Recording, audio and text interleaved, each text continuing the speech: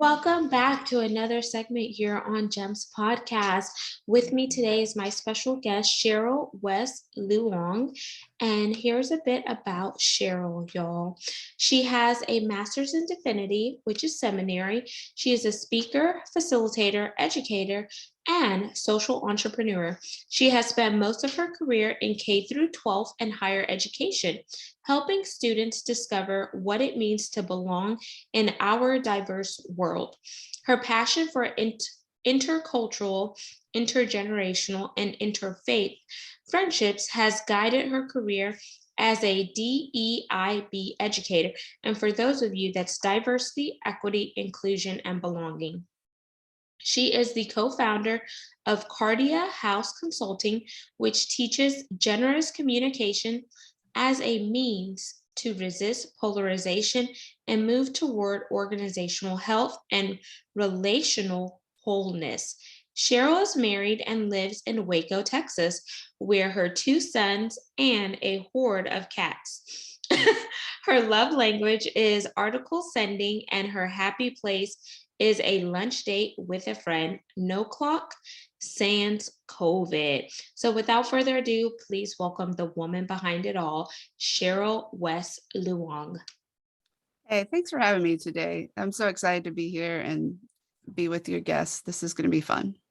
My pleasure, Sharyl. And before we dive into our topic, which we're going to focus on the root of polarization, as well as weave in some generational ties.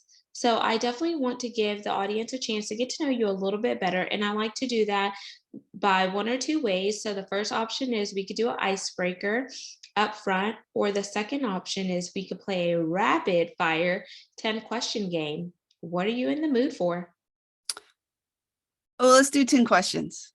Okay, we're going to do rapid fire. So question number one, if you could have any superpower, what would it be? Teleportation. Question number two, dream car or dream home? Dream home. What's your dream home? A clean one. Question three, you just won an all expense paid vacation anywhere you want to go. However, there is a caveat. You just found out they're not flying back to your home base. So where are you heading? When I'm done, I have to fly somewhere else. Not sure yet. Oh, I get you. Like, I don't get the return. Okay. Dang. That's crazy. Maybe Colorado. Okay. 4, favorite food. If I say pizza, will you think I'm 12? No, I love pizza too. Okay.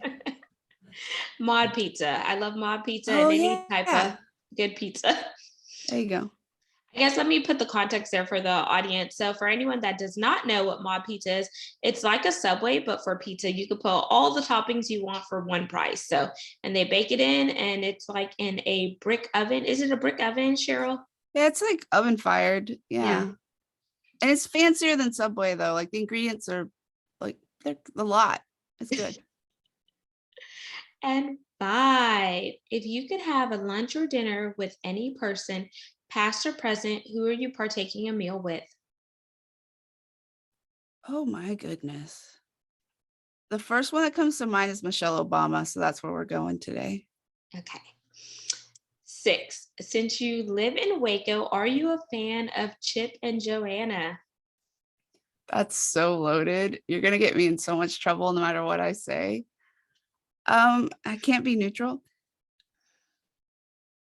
I will say that. Oh, I can't answer this. This is like the scariest question for me. Do you want to pass? I have to pass. I have to live here. Okay, so let's replace that question. If you could go in a time machine and give yourself, your younger self, a piece of advice, what would it be? Not everything is so serious. 7, favorite movie or book? Favorite book is My Name is Asher Lev by Kayam Potok. 8, are you a coffee, tea, or neither drinker? Tea. 9. If you could recreate your wedding day, would you change anything? Yes. What would you change? Oh, goodness. I we had so little money, and I probably would have spent it on different things. And one of them would have been a better photographer and maybe less on venue, and maybe just done something like outside somewhere cheap, and then more on just like food and fun and less on like the trappings. Yeah. And 10, our pass or play question. And here are the rules. If you pass for this question, our roles are reversed and you get to ask me a question. If you play, I ask one last question. So, do you want to pass or play? I'll play. Let's Okie see. dokie. Since we couldn't pull out the Chip and Joanna games, here's another one. What's something about yourself that makes you a wild card factor?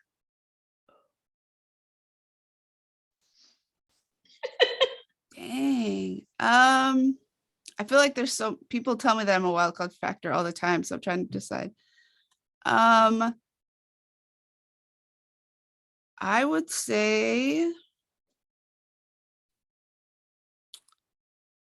I have just so many random interests that I can converse just about anywhere on anything. Like that whole master of none, like jack of all trades, master of none. Okay. That'd be my wild card factor.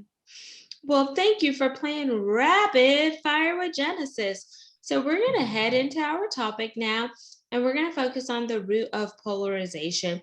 Why is this topic so important to you? So, I want you to share that first. Sure. So, part of the work that I do within diversity, equity, and inclusion is that I will be asked sometimes to do some kind of mediation with groups. Maybe they're students, maybe it's adults in organizations. It can be various different things.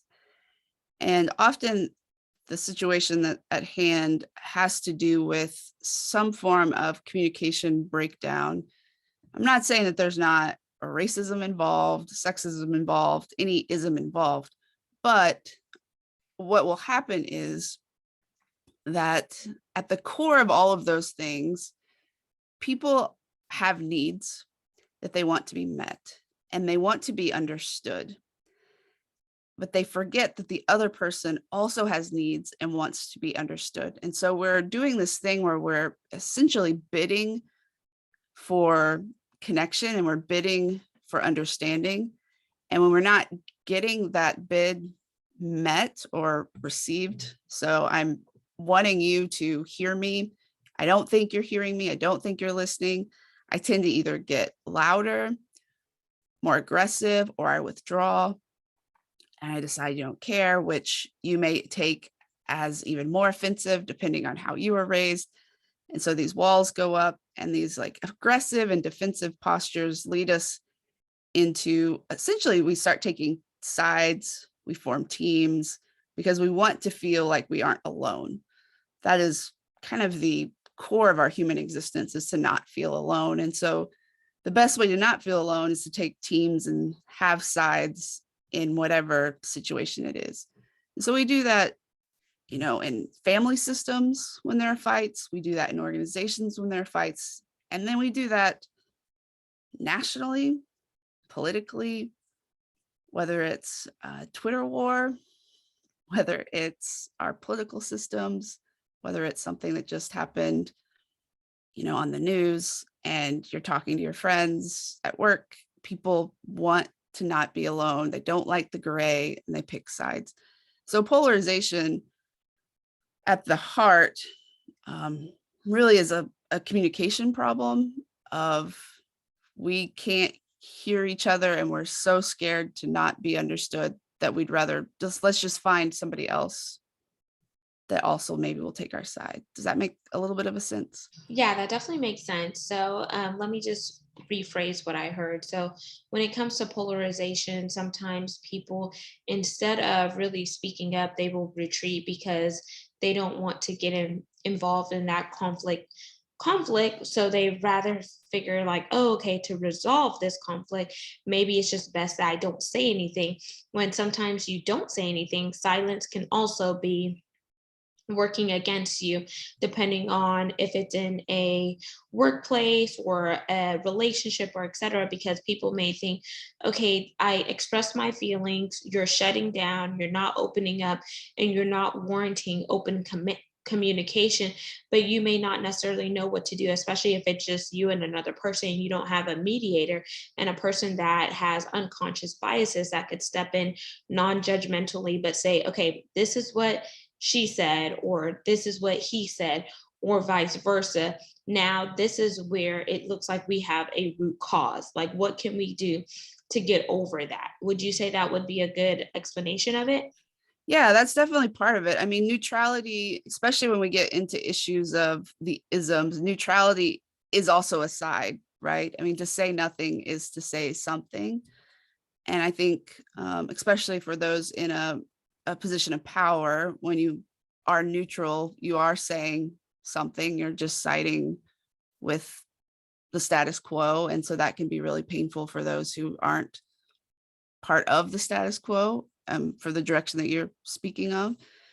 But then when it's maybe people who are equal colleagues in some way, I mean, we still have social identities that keep us from being equal in many ways.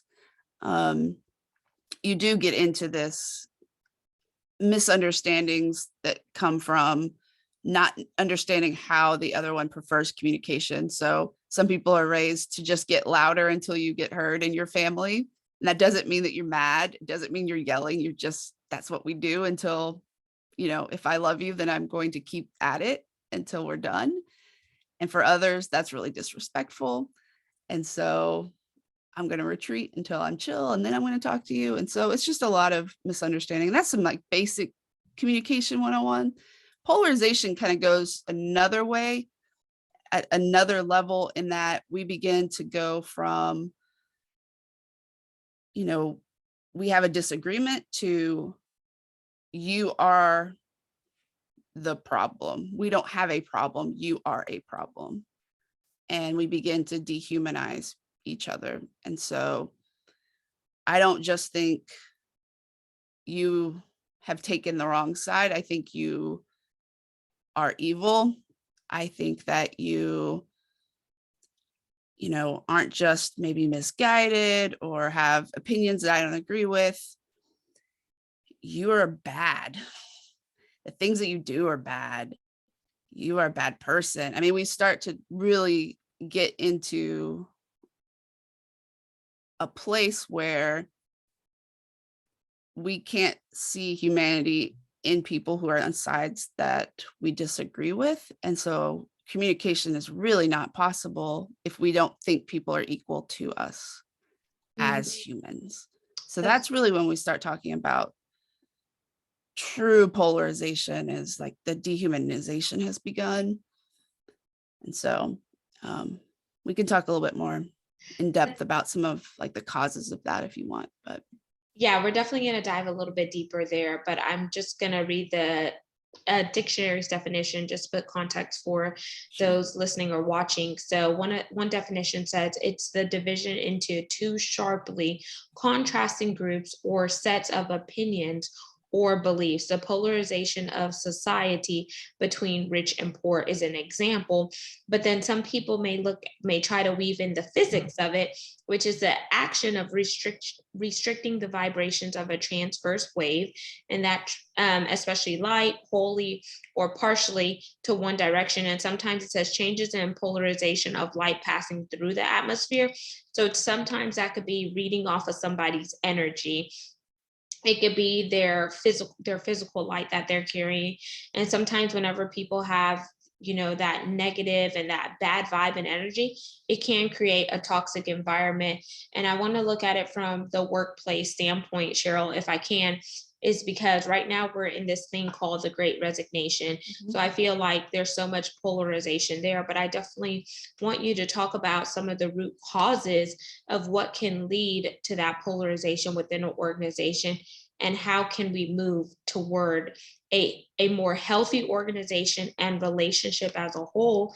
Because if we're seeing loads of people dropping out of the workforce, we see slower times in all industries, and we want everything quick, quick, quick. But if there's no one to do the jobs, then where are we going to be? Yeah, some of the data coming out of the Great Resignation is that people, they don't want more money, they don't want more vacation time, they want respect, and they want to be valued. And they're tired of being treated like cogs in a machine. And so a lot of that does come from this conversation right here. You'd asked me earlier if I'd written a book, and I said no. I have written some curriculum around this, and so I'll read just a little, line from that. It says, my aggression or defensiveness combined with my own arrogance that I'm right, and my expectations or illusions of control and security that I force onto you and everyone around me. And all of this typically results in some kind of eye for eye mentality, a polarization towards anyone who does not agree with me.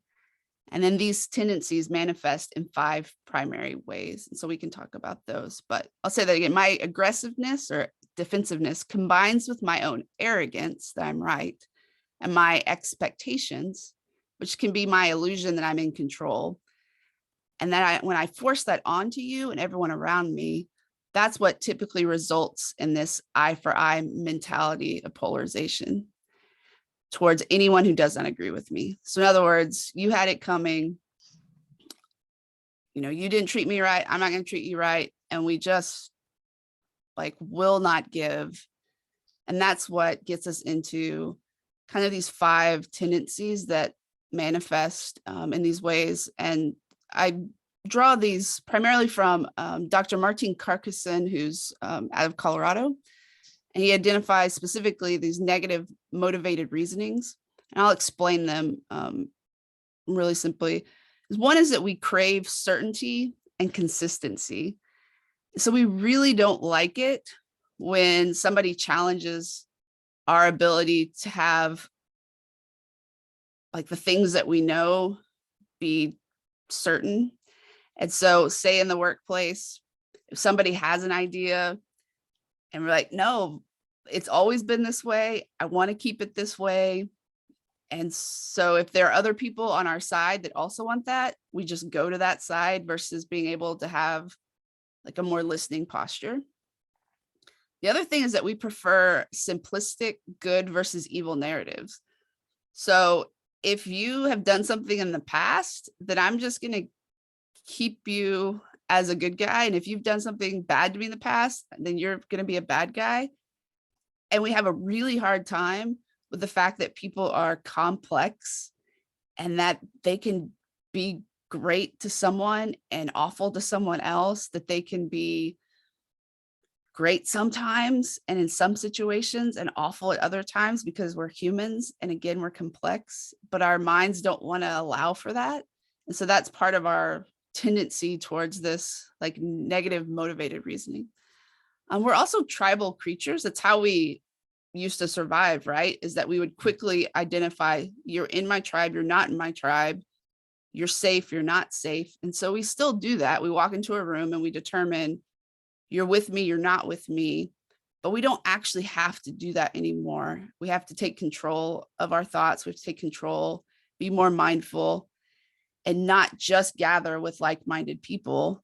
Even though it's easier, it's not what we have to do to survive anymore.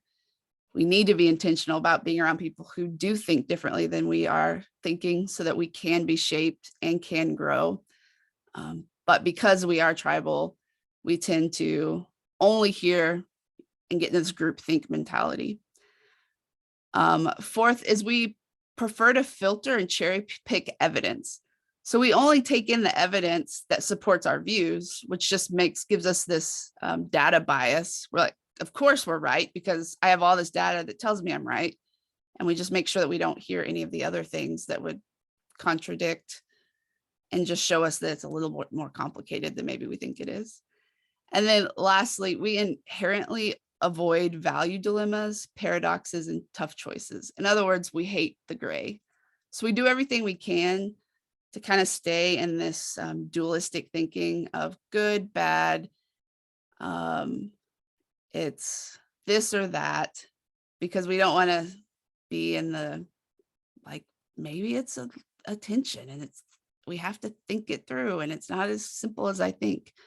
And so when we can push back against all of those things, really what Carcassonne would say is that there's a false narrative of polarization, and that we're not doomed for it. And we don't have to go down this path, because we are more capable than we give ourselves credit for, and that we can work through all of those things with better, healthier communication and better listening.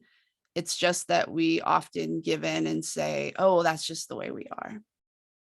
Yeah, and I say sometimes when people just give in and just it's like a cop out, because they don't want to take time to really do the work to really get to the next level, because they feel like, oh, it's really not a problem. It may not be a problem for you, but it is a problem for somebody else that you come in contact with. And would you say that generational trauma can be a link to polarization? Because if people have things that they're dealing with that they never address, then that carries with them through their lifelong journey. It doesn't help. I mean, part of where this comes from is what we would consider an adversarial model of communication. And so in an adversarial model of communication, it's always about winning. So you're not really about stories or nuance. It's just, I'm here to make my point across. And I will say that with generational trauma, or any kind of trauma, there's a protective shield if you're not dealing with it. And so to get into nuance, to get into story, you're going to have to let down your guard. And that's not really safe to do if you have trauma that isn't being dealt with in the way that, with a professional over time. And so I would say that would be a link that I would see, is just the more trauma, especially unconscious, then you're going to be defensive. Anything that triggers you, you're going to stay away from, because you don't want anyone to see those things. And again, I think a lot of times that's unconscious. You just know that something's being brought up in you, you don't like it, and you're going to push back and push away. So then another question before we begin to wind down, Cheryl, is what can someone do if they're in a spot where they feel like polarization is happening and they want to, get ahead of the curve and nip it in the behind before things get worse? What are some tips and tricks that you would like to share? One of it is just to name what's happening. And that would be, I noticed that we are not on the same page here. Can we try this again? That can be one way to start. Also, checking yourself first. Am I responding in a defensive posture? Am I, presenting myself in a way that is potential? I mean, you can't control other people's actions. I want to be clear about that. But do I begin the conversation here where then someone is already going to want to match, here? So, how am I presenting myself? Am I aware of what's going to trigger me so that I'm already, prepared in those ways?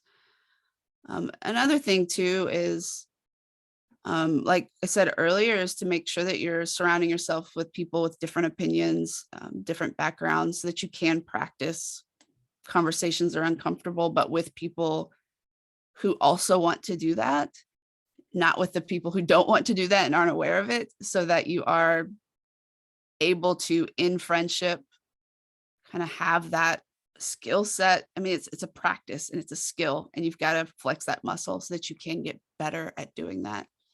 That would be another thing that you can kind of work on outside of just, the heat of the moment, so that when those things come, you're more prepared. And thank you for sharing those tips, Cheryl. And is there anything else that you would like to add regarding the subject that I may not have asked you about? The last thing I would say, at Kardia House, we talk about generous communication. It's generous with your listening, generous with your judgment, and generous with your words and action. And really what we mean by that is that most people are doing the best they can. And if we can be as non-judgmental as possible and realize that life is hard, it's been really hard for a lot of us for several years now. And if you can realize that a lot of things aren't as personal as we want to take them, and just take a step back, it doesn't mean that we don't say when things hurt us, that we don't speak up, but just to take a breath and realize that people really usually are doing their best and are unaware when they are doing things that are hurtful. And so to kind of take it from that spot before just throwing the daggers back. Yeah, great point, because you definitely don't want to have that whole Hammurabi thing going on. Eye for an eye, tooth for a tooth, because just being nasty with a person just because they're nasty is not going to help the situation. If anything, it's just going to, heighten the situation versus de-escalating it. Now, let's jump into our call to action for this segment, Cheryl. Once our audience hears the wisdom that you just shared, what is your call to action for them? My call to action would be try to be aware of your communication today and in the weeks to come. What is it that makes you really upset some days? And what can you do about it? And what is it that you feel like you're really good at, that I'm a really good listener in this situation? And, give yourself a pat on the back and think, this is where I have a strength, and I want to, keep honing that and be a good friend in these ways. And these are the places where it's really hard for me, and I'm going to work on it. And then think about your friend circle and how diverse is it? And no, don't just go make a friend because hey, I need a friend that doesn't look like me. Will you be my friend? Can be a really awkward conversation, but consider, why are my friends who they are, and what can I do to have conversations with people that are different than me? Absolutely. And I 100% agree and co-sign with that, especially being first generation American and coming from a multicultural and diverse background.